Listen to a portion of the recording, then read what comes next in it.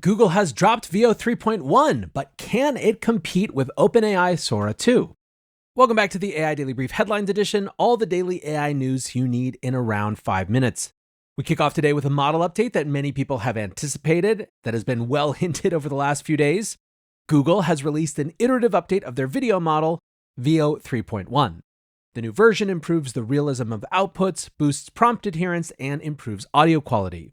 Still, the big change is new edit features. Users can now include reference images for objects and characters, as well as prompting the model to remove a particular object from a previously generated clip.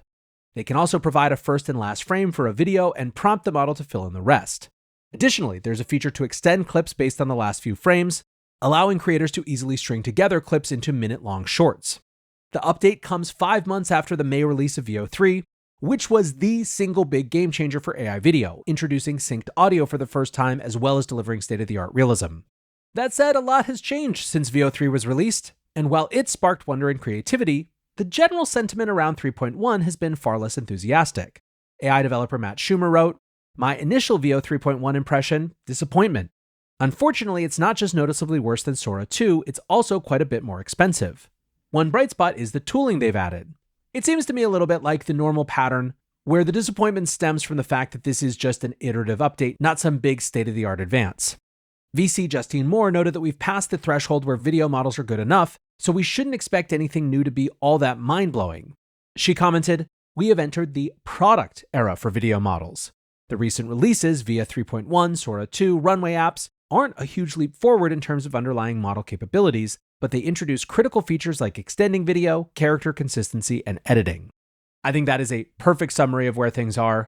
Expect that a lot of the updates in the immediate term when it comes to AI-generated video are going to be around how usable it is in production environments. Speaking of new models, Anthropic has released Claude Haiku 4.5, the latest version of their small model. The model is intended to be fast and cheap, with the claim being twice the speed of Sonnet 4 at a third of the cost. Anthropic also claims that the new version of Haiku outperforms the previous generation Sonnet 4 in software engineering in the SweBench verified test. They're also seeing outperformance against Sonnet 4 on computer use tasks, which could make the new Haiku a very capable agentic model. Anthropic Chief Product Officer Mike Krieger said, "It's opening up entirely new categories of what's possible with AI in production environments, with Sonnet handling complex planning, while Haiku-powered sub-agents execute at speed. We're giving people a complete agent toolbox where each model has the right combination of intelligence, speed, and cost for different parts of the job." That's exactly what Kat Wu from Anthropic said. Haiku 4.5 is a workhorse that makes the coding experience in Claude Code feel really fast. While Sonnet 4.5 remains the default, Haiku 4.5 now powers the Explore subagent, which can rapidly gather context on your codebase to build apps even faster. Haiku 4.5 will be available to free users and can be used to squeeze more capacity out of the free service compared to Sonnet 4.5. Krieger again commented, "Even for my own use, even though it's not as smart as Sonnet, I've started defaulting to it on Claude, especially in the mobile app, because it's just much faster getting an answer." Putting the model through its paces, Swix was impressed, posting, "More than twice the speed is underselling Haiku, to be honest. I built a way to directly compare Sonnet versus Haiku 4.5, and it's roughly 3.5 times faster, but the UX feels so much better because Haiku stays inside the flow window. Obviously, end-to-end latency varies a lot, so Anthropic can't report a real number without production usage, but you should try heads-up comparisons." One other quick note about Anthropic, we got some absolutely monster revenue numbers reported by Reuters from that company.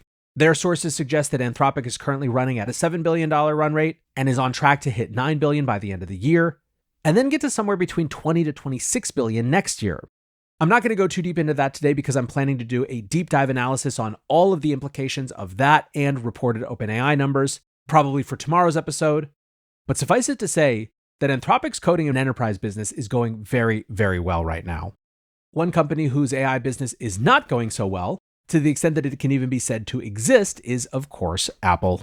Another high-profile Apple AI researcher has left Apple to sign on with Meta's superintelligence team. Bloomberg's Mark Gurman reports that Qi Yang has left Apple just weeks after being promoted to lead the Answers Knowledge and Information team. That team was formed recently to develop a Perplexity-style AI search product, which was viewed as a central pillar of a major Siri revamp planned for release in March. Yang was one of the most senior executives among Apple's broader AI and machine learning group. Gurman wrote that this is one of the most high-profile exits from Apple's AI organization, which has seen about a dozen departures this year. What's more, his sources said that even more departures are expected over the coming months. Gurman concluded, "The continued departures underscore the instability within Apple's AI ranks at a time when it's racing to catch up with OpenAI and Google, both of which are advancing quickly in generative AI and search." He noted that Apple had also been interviewing outside replacements for John Giannandrea, Apple's senior VP of AI and machine learning, who leads the entire AI organization. Lastly today, a study which I found to be just a real bummer as an American citizen. Pew Research has published the results of a new survey showing that global public sentiment is souring on AI. They interviewed people across 25 countries and found that in general they are far more concerned than excited about the increased use of artificial intelligence. Overall, 34% of respondents said that they were more concerned than excited, while only 16% said that they were more excited than concerned. 42% said that they were equal parts excited and concerned. Across all 25 countries, there was not a single one where excitement was the majority feeling about accelerated AI adoption. I should note here that the big notable exception to countries that were included, there is no China here, and I would be very interested to see what those numbers look like. Still, of the countries that were surveyed, only 3 had more than 20% of their people saying that they were more excited than concerned. Nigeria was at 20%, Sweden and Korea had 22% each, and Israel was at 29%. Israel and South Korea were in fact the only nations where the people who said they were mostly excited about AI outweighed the people who said they were mostly concerned. And the part that I said was disappointing to me was that right at the very top of the list for populations most concerned about AI was the US at 50%. While technically we tied with Italy on that number, Italy had more people who were more concerned than excited than us, 12% compared to just the 1/10 of Americans who are more excited than concerned. Now, it should be noted that this data is a little old at this point. 2 US surveys were conducted in March and June, while the international survey was conducted between January and April. But given that we've seen the rise of protests around data center construction and a lot of negative news reporting on AI, I would be surprised if we had seen a major improvement in sentiment, and I wouldn't be surprised if we'd seen it actually get worse. Now, what's crazy about this is that you have significant portions of these populations actually using these tools, and yet they still have this anxiety. There is a lot more work to be done for those of us inside the AI industry, not only from a PR type of perspective, but in ensuring that people's concerns about their futures are actually addressed. My general thesis is that AI is the recipient of more generalized anxiety, and that everything is downstream from economic insecurity. So who knows, one day maybe I'll have to spin out the politics podcast. For now, I'll just leave it at more work to be done, and that's going to do it for the headlines. Next up, the main episode.